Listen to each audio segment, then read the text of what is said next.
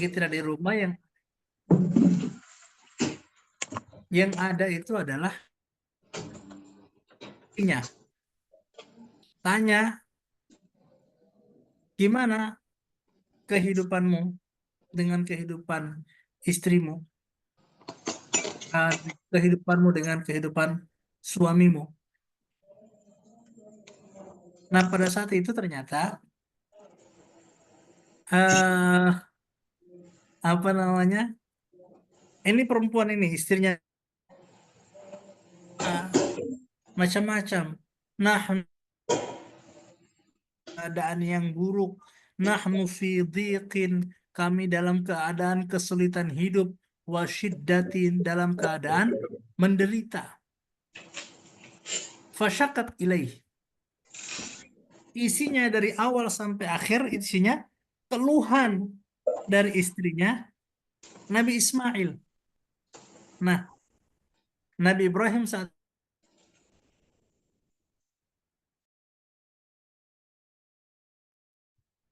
pada saat itu Nabi Ibrahim alaihissalam berpesan kepada suaminya, kepada istrinya Nabi Ismail, fa idza jaa zawjuki faqra'i alaihi salam wa quli lahu yughayyiru atabata babihi. Kalau datang suamimu, tolong sampaikan salam dan sampaikan pesan kepadanya untuk mengubah uh, pintunya itu ya, tempat masuk pintunya, cagak pintu itu. Nabi Ismail datang, ka'annahu anasa syai'an. Beliau merasakan ada sesuatu. Faqala hal ja'akum min ahad. Tadi ada yang datang ya? Qalat na'am. Iya, tadi ada yang datang. Ja'ana syaikhun, datang orang tua. Ciri-cirinya seperti ini. Fasa'alana anka. Dia bertanya tentangmu. Fa'akhbartuhu. Maka aku sampaikan kamu lagi pergi. Wasa depan kami. Fa'akhbartuhu ana fi juhdin wa syiddah. Aku beritahukan bahwa kami dalam keadaan sulit. Fahal awsaka bisyai'. Apakah dia memberitahukan kepadamu sesuatu? Qalat na'am. Wa yaqul ghayyir atabata babik. Ya, dia menyampaikan salam dan titip pesan untuk mengubah bentuk pintumu gitu ya. Atau kayu pintu itu. Qala, atau palang pintu ya paling tepat.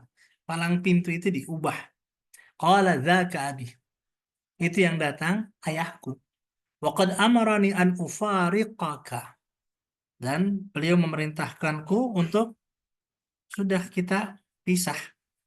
Ini tidak ada kecocokan antara kita. Ilhaqi bi ahliki. Sekarang kamu silakan pulang temui keluargamu. Jadi bisa saja kehadiran bagian dari jawaban permasalahan keluarga Nabi Ismail yang berlarut-larut dalam keadaan sulit, datang Nabi Ibrahim alaihissalam menjadi jawaban. Rupanya jawabannya adalah ya kita harus pisah karena kondisi lagi yang tidak memungkinkan. Nah, setelah itu Nabi Ismail menikah. Kemudian setelah Nabi Ismail menikah terjadi kejadian serupa. Nabi Ismail lagi keluar rumah, tiba-tiba datang seorang tua tanya kepada istrinya, mana Ismail? Ya betul, kharaja ya betaghi lana. Dia lagi keluar mencari kehidupan, mencari rezeki untuk kami. Kaifa antum? Bagaimana kehidupan kalian? Bagaimana hidup sehari-hari? Bagaimana makan? Bagaimana minum? Dan seterusnya. Faqalat nahnu bi khairin wa sa'ah. Wah, alhamdulillah kami dalam keadaan baik-baik, dalam keadaan kelapangan, hidup bahagia. Alhamdulillah. Wa asnat 'ala Allah, dan dia memuji Allah. Faqala ma ta'amukum? Memangnya makanan kalian apa? Qalat al-lahm. Fama syarabukum? Nah, kalian minumnya apa? Qalat al-ma, air. Allahumma barik lahum fil lahmi wal ma'. Allahumma barik. Ya Allah, berkahilah pada daging dan air mereka. Nabi cerita, walam yakun lahum yawma idzin hab. Waktu itu belum ada biji-bijian. Walau kana lahum da'alahum fih. Seandainya sudah ada biji-bijian, ada sayur-sayuran, ada apa namanya, lauk pauk kita yang lain selain itu, pasti tentu akan didoakan oleh Nabi. Nah, saat itu Nabi Ibrahim berpesan kepada istrinya Nabi Ismail, "Fa'idza ja'a zawjuki faqra'i alaihi salam." Nah, kalau suamimu datang, sampaikan salam. Wa murihi yusbitu atabata babih, dan perintahkan palang pintunya. Falamma ja'a Ismail, ketika datang Ismail, dia merasa. Jadi memang ikatan ikatan batin antara Nabi Ibrahim dengan Nabi Ismail itu terjalin sangat kuat sebetulnya. Maka ketika Nabi Ibrahim pergi, ini pasti ada seseorang, memang ada datang seseorang. Naam, atana syaikhun hasanal haibah. Iya, ada seorang syekh, orang tua, gagah penampilannya dan memuji-muji orang tua itu. Fasa'alani anka, lalu tanya tentang engkau. Fa'akhbartuhu, aku beritahukan apa adanya. Fasa'alani kaifa aishuna, tanya lagi, bagaimana kehidupan kita. Fa'akhbartuhu ana bi khairin, aku beritahukan bahwa kita dalam keadaan baik-baik saja. Fahal awsaka bisyai, apakah dia memerintahkanmu untuk melakukan sesuatu? Qalat na'am, iya. Huwa yaqra'u 'alaika salam, dia wa ya'muruka an tusbita 'atabata babika, dan memerintahkanmu untuk menguatkan, menjaga, mengokohkan palang pintumu. Nah, Nabi Ismail alaihissalam kemudian berkata, "Dzaka abi." Itu Bapak. Engkaulah palang pintu itu. Amarani an umsikaka. Dan eh, beliau memerintahkan aku untuk menjagamu dengan baik.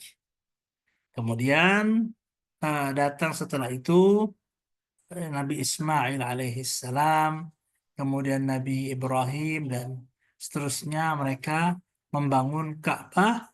Lalu dalam proses membangun itu mereka berdoa, Rabbana taqabbal minna innaka antas sami'ul alim. Ini yang menarik adalah Islam sebetulnya mampu melakukan sendirian pekerjaan membangun Ka'bah itu.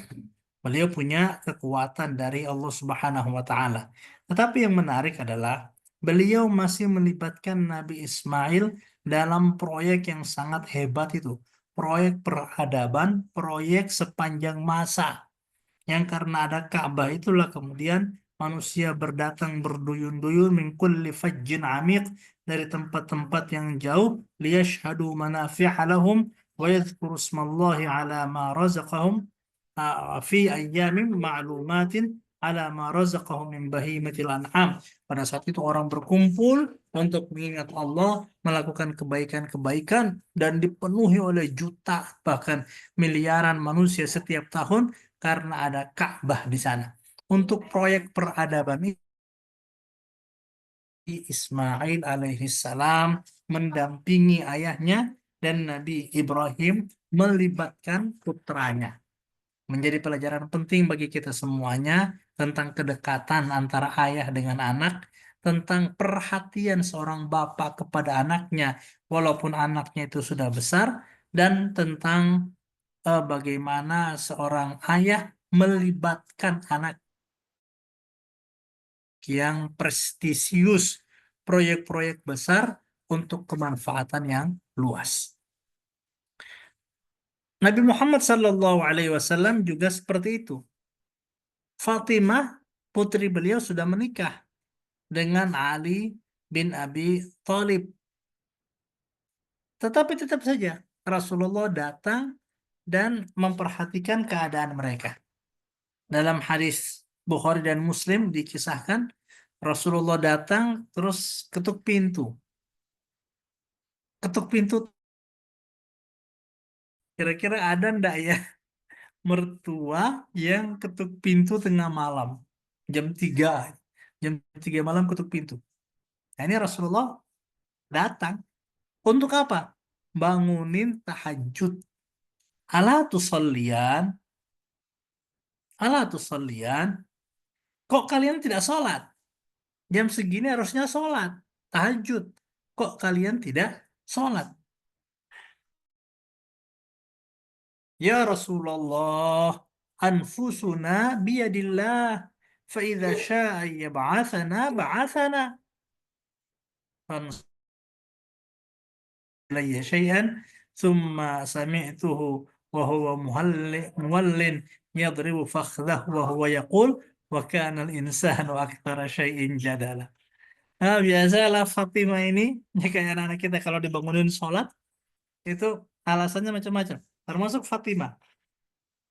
Apa alasannya? Ya Rasulullah, kami tidak bisa apa-apa.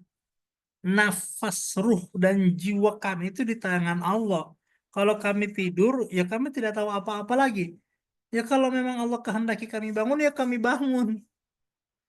Akhirnya Rasulullah pun pergi, tidak mau debat panjang-panjang, tetapi beliau membaca ayat wa kanal insanu aktsara syai'in jadala. Memang manusia itu suka membantah itu ya. Atau banyak membantah. Ini juga yang terjadi pada Amkah sekalipun beliau masih terus mencari tahu kabar dari Abdullah bin Amr bin As. Cari tahu tentang mertuanya, cari tahu tentang kondisi anaknya, dan seterusnya.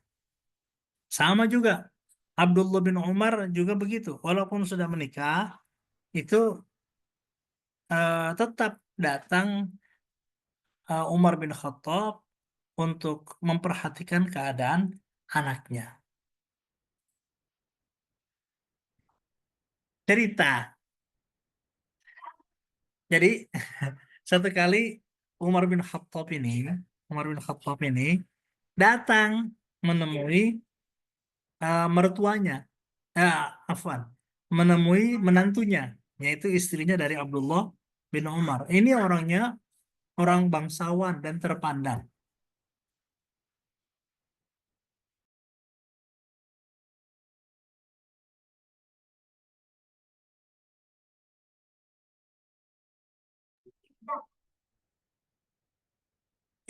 Gimana?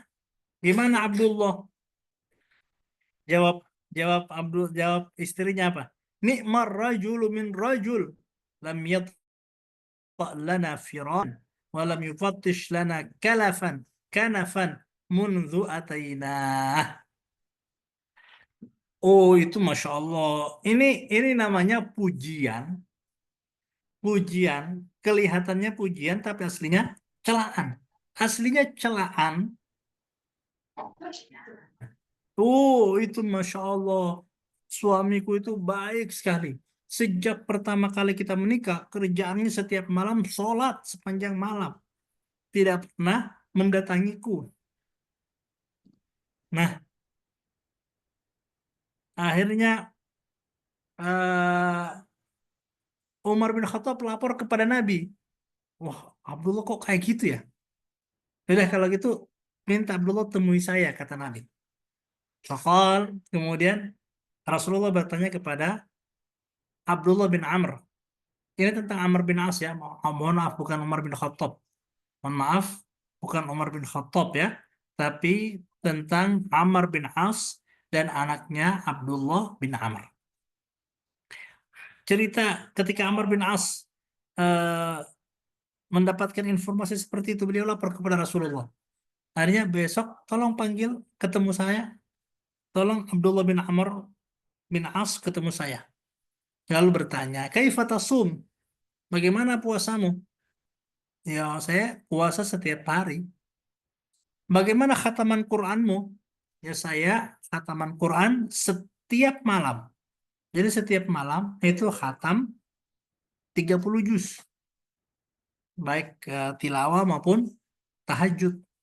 Qala sum fi kulli syahrin salasatan. Sudah, kamu itu sudah cukup puasa setiap bulan 3 hari. Waqra'il Qur'ana fi kulli syahrin. Khatamkanlah Al-Quran jangan tiap malam, tapi tiap bulan. Qala qultu atiqu aktsara min dzalika. Oh, saya masih kuat ya Rasulullah, lebih daripada itu. Qala sum thalathata ayamin fil jumu'ah. Kalau begitu puasa 3 hari setiap pekan. Qultu atiqu aktsara min dzalik. Oh Rasulullah, saya lebih saya masih kuat lebih daripada itu. Qala aftir yaumaini wa sum yauman. Kalau begitu berpuasalah setiap 2 hari sekali. 2 hari buka, puasa sehari. 2 hari buka, puasa sehari. Oh, kata Abdullah bin Amr, ya Rasulullah, atiqu aktsara min dzalik. Saya bisa lebih daripada itu.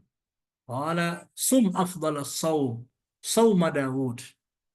Kalau begitu, lakukan puasa yang paling utama, puasa terbaik, yaitu puasa Nabi Daud. Berpuasa sehari dan berbuka sehari. Kemudian bacalah Al-Quran setiap 7 hari. Khatam 7 hari, khatam. Akhirnya Abdullah bin Amr bin As ini menerima apa yang disampaikan oleh Rasulullah, tapi beliau menyesal. Kenapa memaksakan diri?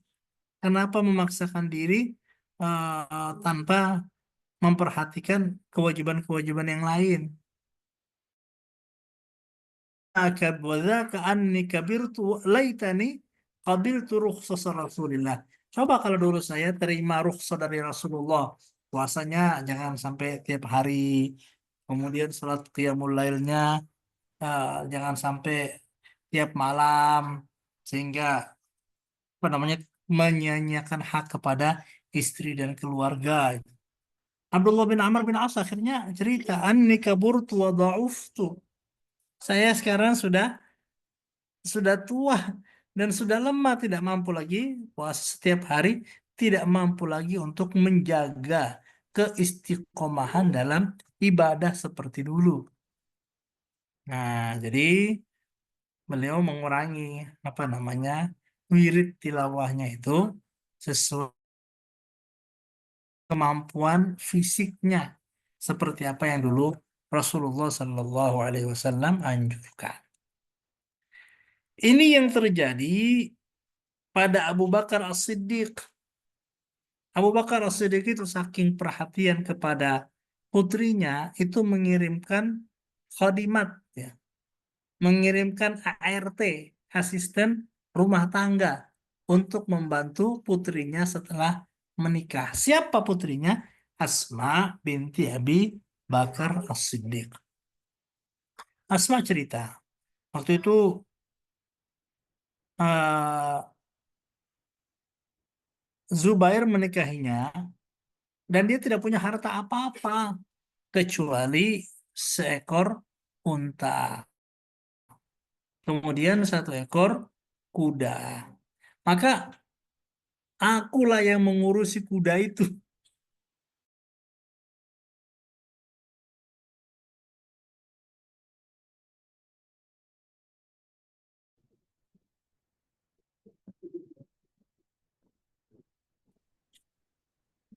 Kemudian ada pekerjaan-pekerjaan yang lain. Pekerjaan-pekerjaan sebetulnya itu pekerjaan-pekerjaan berat gitu ya, tetapi dilakukan oleh Asma karena Zubair itu bukan berpangku tangan, dia sibuk untuk berjihad.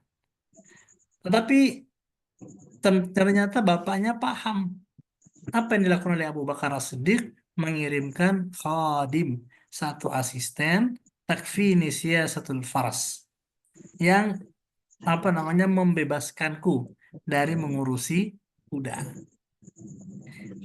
Artinya ini perhatian bahwa ayah pun masih perhatian kepada anaknya walaupun sudah menikah. Begitu juga Umar bin Khattab. Umar bin Khattab walaupun Hafsah itu sudah menikah dengan Rasulullah, tetap aja Umar bin Khattab secara rutin datang mengingatkan mengingatkan putrinya jangan macam-macam, jangan ada perasaan dengki, iri hati kepada atau marah atau benci kepada istri-istri yang lain. Karena itu akan bisa membuat kamu iri kalau misalnya Rasulullah lebih mencintai Aisyah. Karena sesungguhnya bapaknya Aisyah itu jauh lebih dicintai oleh Rasulullah daripada bapakmu.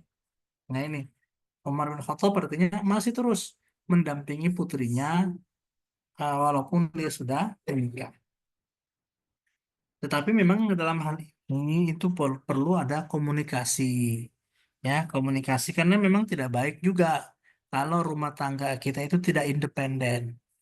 Dalam arti ada mertua Ya. yang campur atau ada mertua yang ikut-ikutan mengatur. Maka dalam hal ini misalnya ketika kita dalam posisi sebagai orang tua dan ingin mengunjungi anak kita sendiri dan juga menantu, dalam hal ini perlu ada hal-hal yang perlu dikomunikasikan, diinformasikan sehingga kedatangan mertua di rumah itu tidak malah menjadi masalah. Ya, karena memang tidak selamanya mulus-mulus saja. Kadang-kadang lebih-lebih kalau tanpa ilmu, melakukan itu tanpa ilmu, maka semuanya akan menjadi berantakan. Jadi proses komunikasi itu harus diiringi. Ya, proses kita mencari tahu, kemudian mendampingi anak-anak kita setelah dia menikah, itu terus berjalan, tapi proses komunikasi itu wajib untuk kita lakukan termasuk kepada menantu.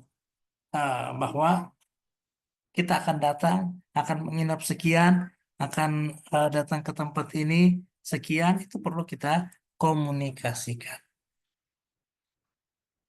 Termasuk dalam hal ini, dalam perilaku. Jadi kan kalau yang kita bahas sebelumnya itu tentang Nabi Ibrahim itu tentang kondisi keharmonisan rumah tangga, kemudian tentang ekonomi, gitu ya. Kemudian kalau Amr bin As tentang ibadah, berikutnya kalau Umar bin Khattab tentang keadaan keluarga, gitu ya. Ini perlu kita perhatikan dalam hal akhlaknya, sikapnya, perilaku sehari-hari. Ini tetap ada usaha untuk mendampingi, memperbaiki anak agar jangan sampai kita kita dan anak kita terjatuh sehingga kita tidak mampu untuk bangkit lagi. Berikutnya, at-tahdzir minal iftitan bil aulad. Ada larangan dari Allah Subhanahu wa taala dalam Al-Qur'an kita terkena fitnah, terkena ujian yang besar dengan anak. Sehingga akhirnya orang tua rela melepaskan keyakinannya, melepaskan eh, kewajibannya, melepaskan kepercayaan masyarakat kepadanya, entah dia tidak hadir dalam suatu pertemuan, entah dia ikut bayar kewajiban, atau dia sering terlambat masuk kelas, masuk sekolah karena ngurusin anak-anak, atau bahkan sampai korupsi karena memenuhi permintaan anak. Jangan sampai terkena fitnah anak itu. Jangan sampai kita ada hal-hal yang memang kita penting untuk benar-benar memperhatikan batasan-batasan. Ketika cuma kalau sudah harus waktunya salat, kalau sudah soal hal haram, hendaklah kita dalam hal ini benar-benar menegakkan hukum itu. Karena kalau tidak, efek panjangnya adalah anak dapat menjadi eh, musuh dan ujian besar bagi tuanya ketika kemudian hari.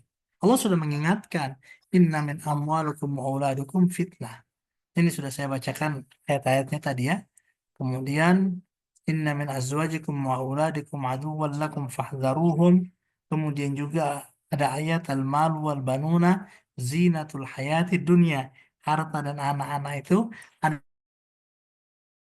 dan secara naluri kita itu diberikan rasa cinta kepada anak kepada keluarga, kepada barang-barang yang baik. Nah, semua ini menunjukkan apa? Anak itu adalah sumber fitnah, sumber dosa bagi kedua orang tuanya.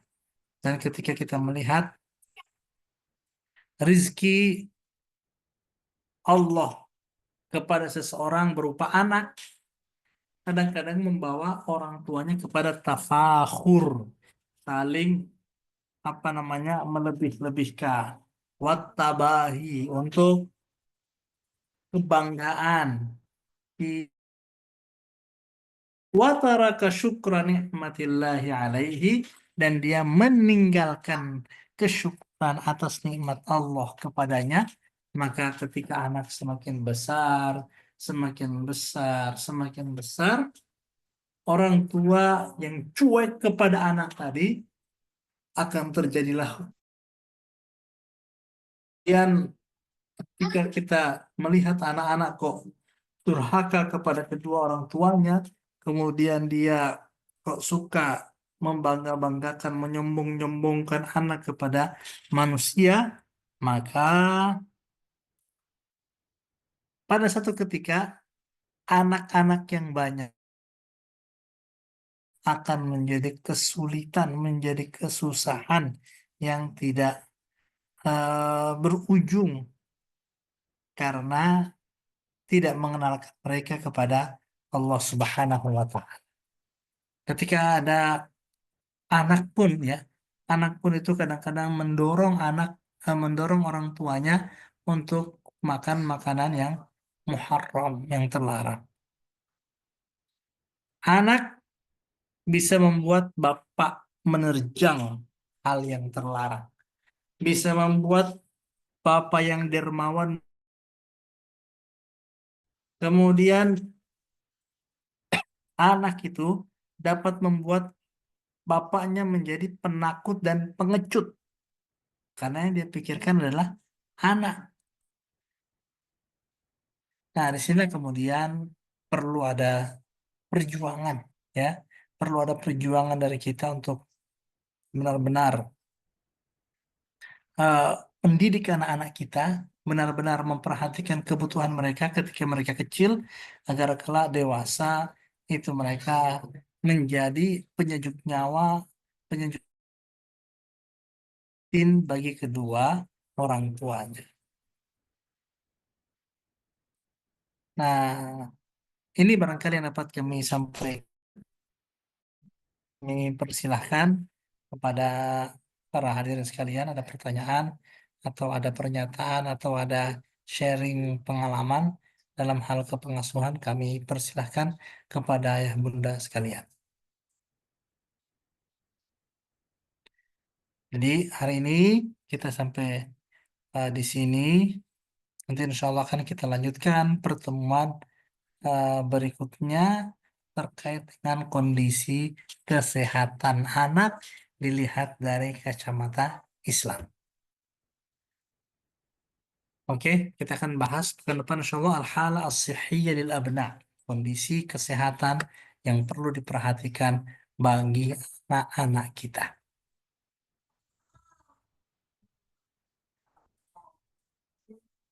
Demikian, Bapak Ibu semuanya, jazakumullah khairan sudah berkenan bergabung, dan kami persilakan kalau ada peserta sekalian ingin ditanyakan, ingin didalami, atau usulan gagasan yang lain, kami persilahkan.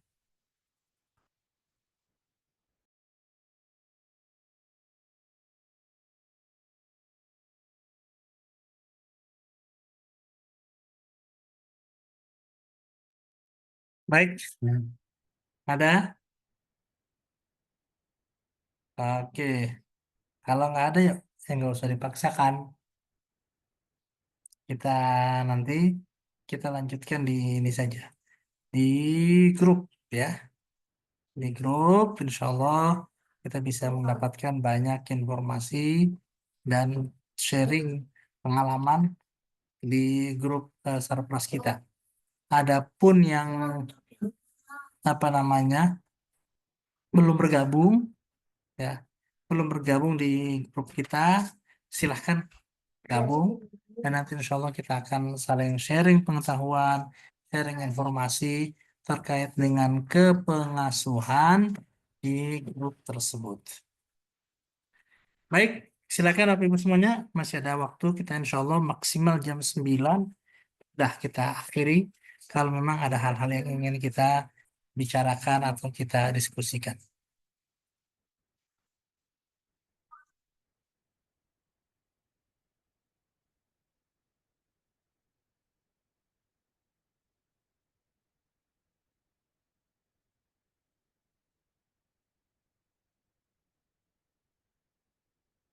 Baik, ada? Masya Allah, Masya Allah. Demikian? Oh iya, ada pendapat bahwa Nabi dan Rasul tidak ada yang menceraikan istri. Apakah seperti itu? Betul.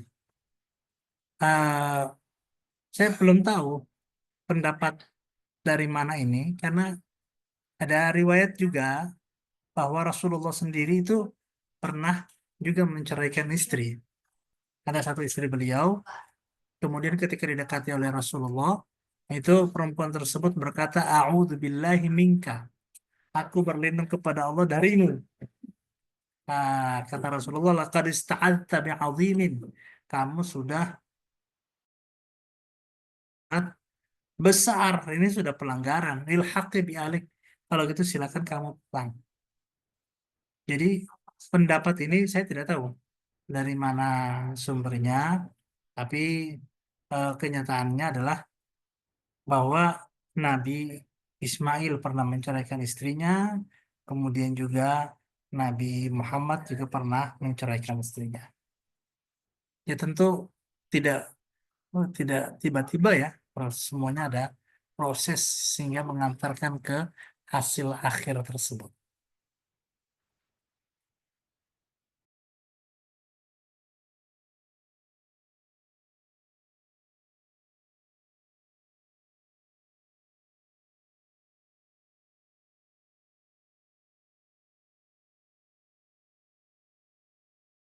Baik, Bapak Ibu sekalian yang dimuliakan Allah, saya kira sampai di sini dulu ya pertemuan kita untuk malam hari ini. Terima kasih, jazakumullah khairan sudah bergabung dan akan kita lanjutkan insya Allah pada hari yang sama, waktu yang sama, pekan depan. Insya Allah. In kana lana fil umri baqiyah. Jazakumullah khairan. Assalamualaikum warahmatullahi wabarakatuh. Waalaikumsalam warahmatullahi wabarakatuh. Jazakallah Ustaz. Masterclass, Dok. Ye. Nah,